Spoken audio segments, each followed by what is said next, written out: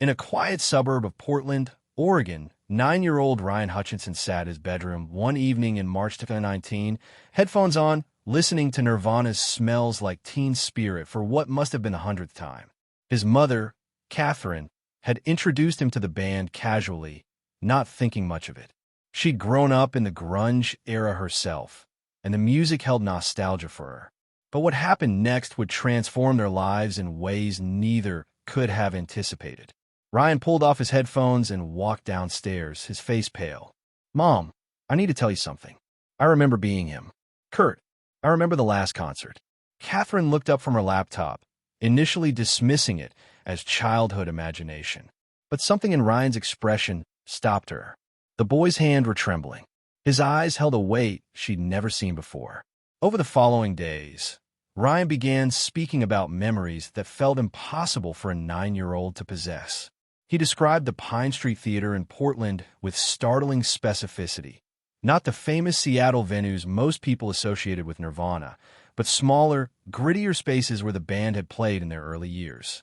He talked about the energy of the crowd, the way feedback would ring in his ears for hours afterward, the particular smell of cigarette smoke mixed with rain-soaked clothes that characterized Pacific Northwest venues in the early 90s. Catherine documented everything. She was a journalist by training, skeptical by nature, but she couldn't ignore the details her son provided. Ryan spoke about the weight of a particular guitar, the feeling of nausea before performances that had nothing to do with stage fright and everything to do with stomach pain that never seemed to fully resolve. He mentioned a lake house where he'd spend time trying to write, the sound of water lapping against the dock while he worked through melodies in his head. What disturbed Catherine most was the sadness in Ryan's voice when he spoke about these memories. There was a heaviness, a sense of being trapped that no 9-year-old should be able to articulate so clearly. He talked about feeling misunderstood, about the pressure of expectations, about wanting to create art, but feeling consumed by the machinery around that creation. Catherine reached out to Dr. Marcus Webb, a psychiatrist at Oregon Health Sciences University who had published research on childhood memory phenomena. Dr. Webb agreed to meet with Ryan, initially expecting to find either an impressionable child influenced by media exposure or perhaps a case of false memory syndrome. What he encountered instead was a boy who could describe things that weren't in the documentaries, weren't in the mainstream biographies, weren't easily accessible to a child in 2019. In their first session, Dr. Webb showed Ryan a series of photographs. Some were of Nirvana performances, others were of similar-looking venues from the same era, but featuring different bands. Ryan identified the actual Nirvana venues with perfect accuracy. But more than that, he provided context. That show was early in the tour. We were exhausted. The sound system kept cutting out. That one, he pointed to another photo. That was after we'd been on the road for weeks. You can see it in the posture. We were done. Dr. Webb mixed in photographs that had never been published, images from personal collections he'd obtained from photographers who documented the Seattle music scene. Ryan identified these as well, sometimes adding details about the specific night, the temperature, the mood of the crowd, arguments that had happened before taking the stage. The investigation deepened over months. Catherine contacted Mark Lanigan, a musician who had known Kurt Cobain personally and had performed alongside him. She approached this carefully, not wanting to appear exploitative or delusional. Lanigan, known for his grounded skepticism, agreed to a phone conversation with Ryan. During that call, Ryan described a specific recording session where Kurt and Mark had worked together, mentioning details about the studio layout, the particular microphone they'd used, even a joke Mark had made about the coffee being terrible. Lanigan later confirmed to Catherine that these details were accurate and that they'd never been documented publicly. The studio session had been informal, never officially recorded in any biography or documentary. Ryan began having intense, emotional episodes, particularly when hearing certain songs. Come As You Are would trigger memories of conflict, of wanting to be authentic while feeling pressure to conform to commercial expectations. Heart-Shaped Box brought up memories of Frances, Kurt's daughter, and the complicated feelings of being a father while struggling with addiction and depression.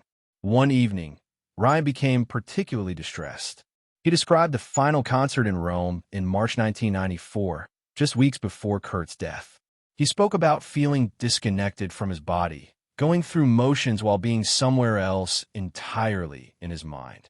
The performance had been mechanical, joyless.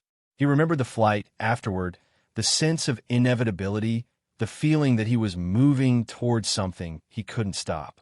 Dr. Webb brought in Dr. Sarah Chun, a researcher from the Institute for Consciousness Studies who specialized in cases of claimed past life memory. Dr. Chun had investigated hundreds of such cases globally, bringing a rigorous methodology that combined psychology, historical verification, and openness to phenomena that didn't fit conventional frameworks. Dr. Chun conducted extensive interviews with Ryan over 6 months. She used a technique called cross-examination verification, where she'd return to topics weeks apart to see if details remained consistent. She mixed true information with false information to test whether Ryan was simply agreeing with suggestions or genuinely recalling specific memories. Ryan's accounts remained remarkably consistent. He described the layout of Kurt's house in Seattle with accuracy that matched architectural records, but differed from published photographs, because he described it as it had been lived in, not as it had been photographed for magazines. He knew where Kurt kept his journals, the particular corner where he'd sit and write. He described the view from a specific window, the angle of light in the afternoon, the sound of traffic from the street below. More striking were the emotional memories. Ryan talked about the relationship with Courtney Love with complexity that seemed beyond his years. The intensity, the codependency, the genuine love mixed with destructive patterns. He spoke about Francis with tenderness, but also with guilt, the feeling of being unable to be the father he wanted to be because of his own struggles. Dr. Chin arranged for Ryan to visit Seattle, though she was careful not to prime him with specific information beforehand. They drove through various neighborhoods, and Ryan suddenly became agitated as they passed through a particular area. "Stop. This is wrong. This wasn't here. There was a different building." Research later confirmed that significant redevelopment had occurred in that location after 1994, exactly as Ryan had indicated. They visited the Seattle Art Museum, and Ryan walked directly to a specific gallery that had featured exhibitions Kurt had visited. He described a particular painting that had resonated with him, a work that wasn't currently on display, but that museum records confirmed had been part of a 1993 exhibition Kurt had been documented attending. The visit to Pike Place Market proved particularly emotional. Ryan described coming here to escape, to feel anonymous in the crowds. He led them to a specific spot overlooking Elliott Bay where he said he'd stand and watch ferries, trying to imagine being on one, going somewhere else, being someone else. Catherine watched her son navigate these locations with a mixture of wonder and concern. He wasn't performing. There was no sense of him trying to convince anyone. Instead, he seemed to be remembering reluctantly, each memory bringing both recognition and pain. Dr. Webb arranged for neurological testing to rule out any abnormalities that might explain false memory creation. Brain scans showed normal development. Psychological evaluations revealed a well-adjusted child with no signs of dissociative disorders or other conditions that might produce elaborate false memories. What emerged from months of investigation was a case that defied easy explanation. Ryan provided information that wasn't publicly available, described private moments that had no external documentation, and maintained consistency across hundreds of hours of interviews. Whether this constituted genuine memory of a past life remained a question that divided the researchers involved. Dr. Chin noted in her reports that Ryan's case shared characteristics with other well-documented cases of past life memory, particularly the phenomenon of memories fading as the child aged. By his 10th birthday, Ryan reported that the memories were becoming less vivid, more like dreams than lived experiences. But certain things remained. Ryan continued to feel a deep connection to music that went beyond typical childhood interest. He began writing songs with a sophistication that surprised his music teachers. The lyrics carried themes of isolation and yearning that seemed to come from somewhere beyond his lived experience. The investigation raised uncomfortable questions about the nature of consciousness and identity. If memories could transcend individual lifetimes, what did that mean about the persistence of self? If trauma and creativity could somehow imprint on consciousness in ways that survive death, how did that challenge materialist understandings of mind? Catherine found herself transformed by the experience. She'd begun as a skeptic, looking for rational explanations, expecting to find evidence of false memory or unconscious information acquisition. Instead, she'd encountered something that resisted those explanations, something that suggested consciousness might be far more complex and mysterious than conventional science acknowledged. Ryan's case attracted attention from researchers globally, though Catherine was careful about media exposure, wanting to protect her son from exploitation. Documentary filmmakers approached her, offering substantial money for exclusive access. She declined. This wasn't about spectacle. This was about understanding something profound about human consciousness. In their final formal interview session, Dr. Chun asked Ryan what he wanted people to understand about his experience. The boy thought for a long moment before responding. "I think Kurt wanted to be remembered for the music, not for how he died. And maybe consciousness doesn't end the way we think it does. Maybe there's continuity. Maybe we carry things forward." The investigation produced no definitive proof of reincarnation, no smoking gun that would convince skeptics or confer beliefs. But it produced something equally valuable: documented evidence that challenged reductive explanations, that suggested consciousness might operate according to principles not yet fully understood by science. Dr. Webb published a peer-reviewed paper on the case, careful to present findings without overreaching in interpretation. The data spoke for itself. A 9-year-old boy with no apparent means of accessing certain information had provided accurate details about the life and experiences of Kurt Cobain that went beyond public knowledge. Whether this represented genuine past life memory, some form of anomalous information transfer, or a phenomenon not yet categorized remained an open question. For Ryan, the experience changed how he understood himself. He wasn't trying to be Kurt Cobain.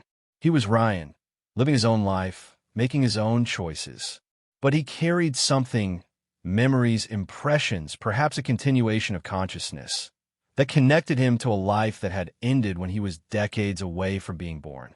Catherine continued documenting her son's development, noting how the memories faded, but certain sensibilities remained.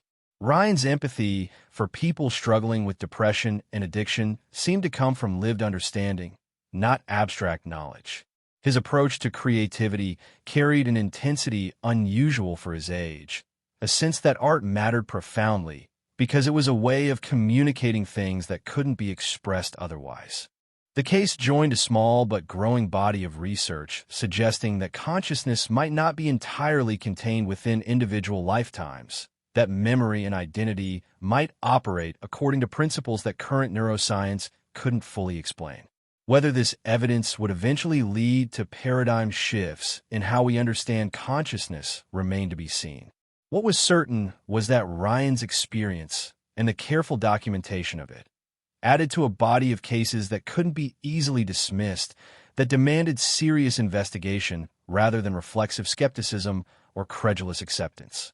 The truth, whatever it ultimately proved to be, required holding the tension between open-minded inquiry and rigorous evidence standards. If you're intrigued by cases like Ryan's that challenge our understanding of consciousness, memory, and the possibility of life beyond death, subscribe to this channel for more in-depth investigations into past life phenomena. We bring you carefully researched stories that respect both the extraordinary nature of these claims and your intelligence as a viewer.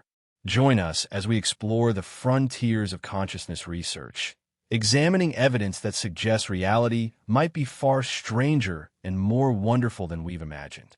Hit that subscribe button and the notification bell to be notified when we release new investigations into these profound mysteries of human experience.